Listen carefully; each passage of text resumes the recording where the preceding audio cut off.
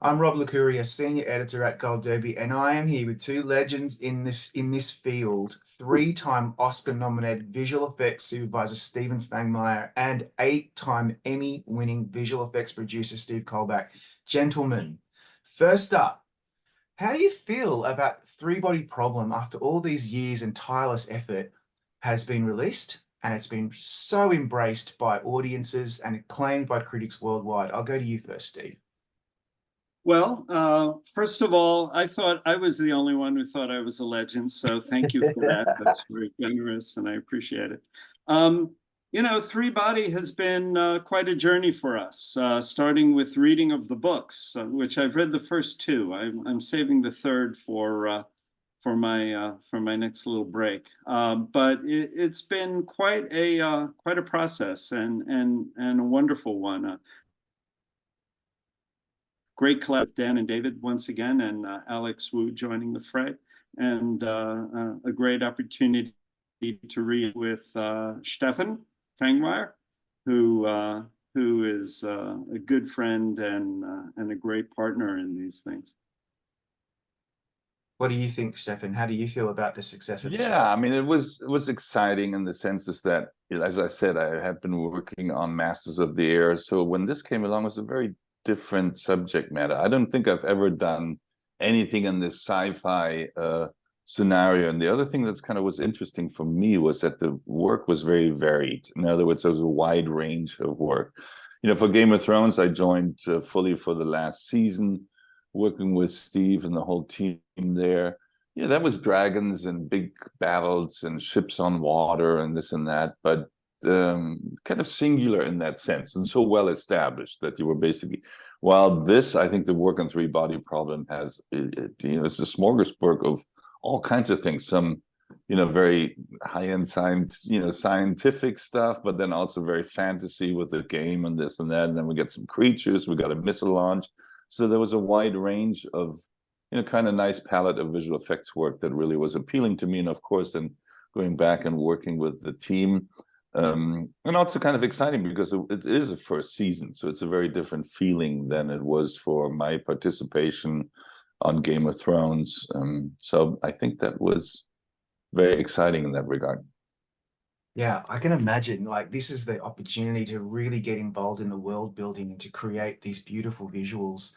Parts of this show are breathtaking for me, and I can't wait to go into some detail. But before we get into specifics, can you talk us through, Steve, what are the predominant VFX techniques employed on the show? Is it mainly post-production CGI, set extensions? Is it LED volume virtual production, or is it in-camera special visual effects? Like generally speaking, what are you mostly doing on this show? Yes. Uh, All of it. Yeah. the visual effects on Three Body Problem really brought into play almost all of the tools in our toolbox. We had CG creatures, and we have a monkey that appears in episode 7. So we used a little gentleman who was our stand-in and played the part and did a beautiful job. And that was a CG creation. We had a maquette that we used as a lighting tool as well. But our stand-in really did a great job in that role.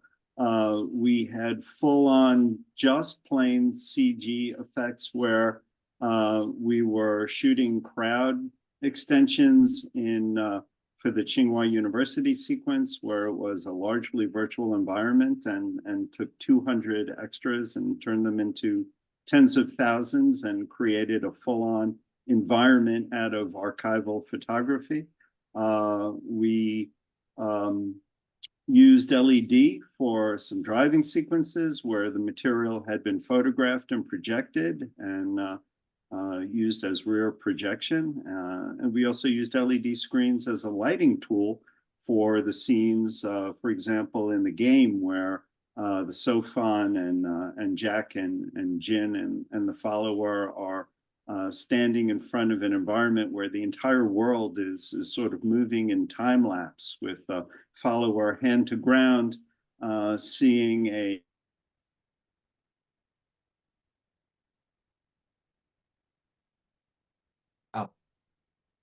think we've lost Steve. Table Yeah, he's errors. cutting out a little bit. Yeah, yeah. Yeah, that's okay. That's all right. The last little bit of what you said cut out, but that's all right. We can continue. You know what though? What I find really interesting about this show is that it features this mind-bending narrative device where the characters have to go into this expansive VR game, which meant your teams and the art department needed to create, for example, a barren desert landscape, a cathedral, a volcanic landscape, a Persian temple surrounded by 30 million soldiers. To me, that sounds like a lot. So no, was that a lot of pressure? Because I can't imagine another show having such a varied uh brief of what you had to put together, Stefan. Well, I think initially we had production meetings and working with the production designer, Deborah Riley, and the art department, and sort of saying, okay, what are we going to build, and what are we going to actually just do virtually? I mean, CGI. That doesn't mean virtual production, but in post, and Yeah. essentially. And most of these environments were, pretty simple in terms of what actually happened on stage. Almost all of them, except the approach to the to that cathedral, where they're walking along and they see the follower again, and she takes an apple from the follower. That was actually shot on location outside of London, and then the cathedral was placed in it. And then the interior of the Wealth Cathedral, also for the continuation of that scene, was a real interior. But most of it, I would say, was stage photography, and there, we built as little as possible actually. And for them, initially, the first couple of sequences of them walking along, and that's all just a bit of sand, the path that they're walking on stage, and then the rest of it is done virtually, so that because has become incredibly expensive to build things for real on stages, in terms of the cost of building materials. So it's really minimizing that, and also then giving you the flexibility of making quite a number of decisions for post-production creatively, so you have that freedom. I think the Pleasure Dome observation deck in that zero gravity sequence was probably the biggest set piece that was built by physical production, sort of half of that dome for them to stand on and act and look down. And then all these stages were surrounded by LED walls that had animated lights in them, so that they wouldn't end up in frame in image, but they would mimic the movement of the suns. That was a big head scratcher for us initially, saying, okay, how do we do this? Because that's what's unusual about it. You have the sun coming up on one side of of them walking along, and then suddenly it disappears and there's one on the other side, and you needed that interactive light on them to play correctly. So that was sort of an unusual use of LED, but we didn't go into any virtual production scenarios because, as that requires a lot of lead up. You need at least half a year to build all this stuff, and then so Steve and I haven't really played with that. I mean, I don't know how many productions it's kind of became a fad for certain things, but we also heard that you have to then touch it up quite a bit later. So we stuck to it traditionally, although there were some lighting techniques that were a bit more avant-garde. Wow, I had a bit of experience with the sort of LED volume world of virtual production. I set up and prepped for Obi-Wan.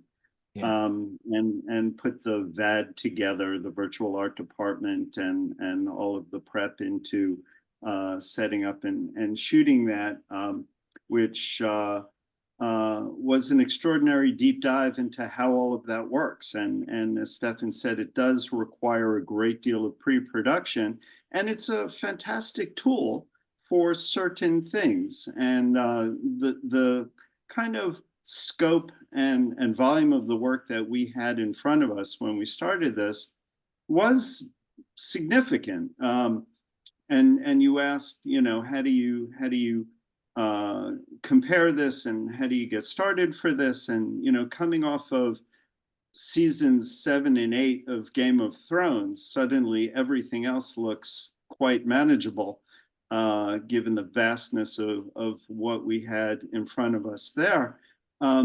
And similar to Game of Thrones, Three Bodies starts off a little bit on the calm side. The earlier episodes of of Thrones were a bit chill. We had a whole season of Game of Thrones in season 2 that later on we had singular episodes that had twice as much work in terms of shot count and probably multiples in terms of complexity. So when we started Three Body, we look at it and it's a similar sort of ramp up. I think having had a bit of a look and a deep dive into the outline of the second season, which I can't really speak too much of, but as you can imagine from reading the books, it just explodes from here. So while we did have a lot of game environments and we did have CG characters and we had space launches and you know, a lot of the usual kind of set extension and work that one does to, you know, play in a modern world, I think where we're going is where it's really going to explode and in a pretty profound and exciting way. Anybody who knows what's coming, if you've read the books, and I know precisely what I think is coming in season 2 and beyond, is going to make season 1 just, it's going to pale in comparison. And season 1 is already, oh my God, it's so incredible. So I'm really looking forward to that. I wish we could get it now, but we're going to have to be patient. I want to talk about 2 specifics because the work on this show really impressed me. And I just, firstly, Judgment Day.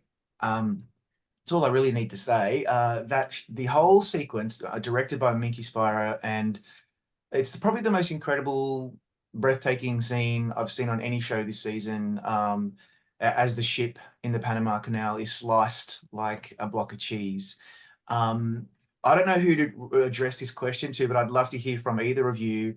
What was the highlight about that whole sequence? Because it's really quite cutting edge, no pun intended. Yeah, I mean, I think it's unusual in that you've never seen anything like that done before. And of course, it's described like this in the book, and then the writers adapted that pretty much straight into it, and we read it, and we thought, oh, okay, yeah, that's kind of. And then you think about the physics a little bit, and I figured, yeah, these slices are so heavy that they'll stay on top of each other. Things that are freestanding on deck will topple. You know, starting with the first thing you see is that helicopter, the anchor winch getting cut after the guy with the hose on deck.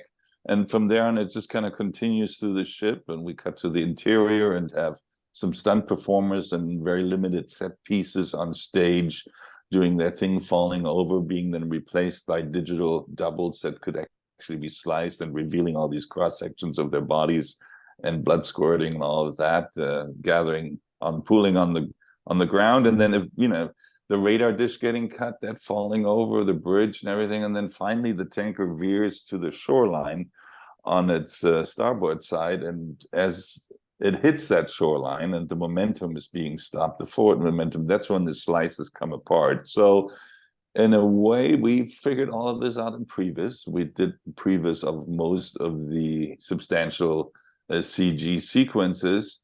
And it was kind of proceeded according to plan, at least with those overall strokes based on the previs. The interior changed a little bit because you're working with stunt performers. You know, you didn't involve kids. We actually had some kids in the previs as well, but we figured that's a little bit tricky. So, but in general, it was just, and we had to proceed with a virtual Panama Canal because the Panama Canal Authority didn't really think that was a good idea, that they would let us go there and film in the canal and show cause an international incident. Yeah, we don't. Yeah, exactly. Although we still, so we did a digital scan line with Supervisor Boris Schmidt. There did a digital reproduction of the Panama Canal just the way we wanted it, and it worked out actually quite well. And it was just, you know, the only thing that was really in question was how it was being observed by those, you know, by those people watching it on the monitors. Would it be a first-hand observation kind of from the hillside? And so we finally end up settling them being in a van with all these monitors, which with exterior cameras observing this, and then we get some objective views, sort of more aerial views. And So it can be kind of a dramatic sequence with great sound effects, and there you have it. It's sort of Done. Yeah, in the As books. Yeah, as you do. as you do. Like it's just a run yeah. of the mill, no big deal. You made it work. Let's move. No, but really, it was. If it's what everyone's been talking about, and of course, when you read it in Xixing Liu's book, you think to yourself, how that would never work on screen. How on earth would you do it? Well, you guys did it. So tick. The Thank you. other thing we are running out of time, but I wanted to ask you very briefly about working with Dan and Dave, Dan Weiss and David Benioff, because a lot of interest was sparked in this show because of their work on Game of Thrones, obviously, and you've both worked with them before, particularly you, Steve, throughout the whole run of Game of Thrones, probably the most influential and popular TV series, in my opinion, of all time. So what do you most value about working with them, and why do you like to continue working with them? Well, working with Dan and David has been really one of the blessings of my career. It's been a collaboration with two gentlemen who are as gracious and talented and generous and collaborative as they are talented at what they do in their writing. They're mensches of the highest order, and we spend an awful lot of time talking with them about what the vision is and what the desire is and what the hope is, and with a lot of detail and thought and good humor, we launch into these things. Also hoping for the best. You never know quite how the pudding is going to turn out when it comes out of the oven, but it really, they've been really great and really cooperative and really lovely to work with. They're great bosses. So I've spent probably at the end of this a third of my career or more working with these guys, and it's I'm more, please. So here we are. Yeah. And I didn't really work with them that closely. I mean, I did a little stint on season 2 and then came back for season 7, just on set supervising, and then got fully involved in season 8 of Game of Thrones. So I had that experience. And then I think this was also very different from what I gathered than Game of Thrones, because creatively and based on the science, there were a lot of things that were sort of on the page where we weren't quite sure what they were going to look like. And so it was really very much a collaboration. And we had, luckily, a fair bit of time in post-production because, so our schedule got extended by 6 months, which really gave us the time, to sort these creative challenges out and how to make some of these unfolding of a 10-dimensional object into a 2-dimensional thing, observed from a planet surface, and then the supercomputer being etched on there and then being reduced back down to the size of a proton. All these things that had to be visually communicated, they were actually quite different than Game of Thrones, as you can imagine. And so, but I think these guys are extremely collaborative, and they're not, you really just feel like you're sort of an equal partner in that area. I would never, feel that way about writing. That's their thing, and I would never think about that. But it's just for these kind of creative challenges, we're all sometimes equally frustrated with not quite finding it, but it was always a collaboration where it was all about teamwork. So it was never like, well, you figure this out and don't come back until you figure it out. No, that was never the case. Which sometimes, I've definitely dealt with in the past with other directors and this and that. But no, that's why it was a really rewarding experience, and it's great to see how well received it is all around. Yes. We set out to tell a pretty incredible story, and to do it with a high level of realism and a high level of attention to the science behind it, because it plays such an important part.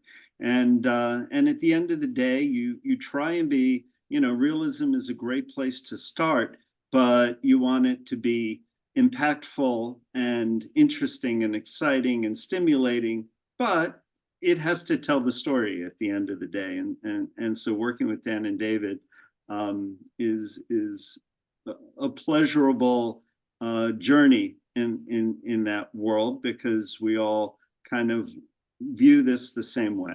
And Yes. and you know, and the new member to the team, you know, the Alexander Wu, who Yeah. of also course, we spent, course. you know, he was also writing on this, and we spent all the reviews with the three of them, and we just have them sort of once or twice a week, you know, coming into the office and going into the screening room and looking at these things for 2 or 3 hours at a time. And yeah, so that was, you know, the access was fantastic. That was really sort of not, you didn't get like remote notes or anything like that. It was just always in person and sitting there and looking at it and discussing it. And anybody's opinion was, you know, there was never a bad idea sort of to be explored. And we certainly had the luxury of exploring that, so which was great. Yeah, it's so patently obvious when when all the cylinders are firing behind the scenes and everyone's on the same page creatively. Look what you're able to do. And on that note, both of you, congrats on some really impressive work on Three Body Problem, and thank you very much for your insight today. Oh, yeah, you're welcome. Thank you.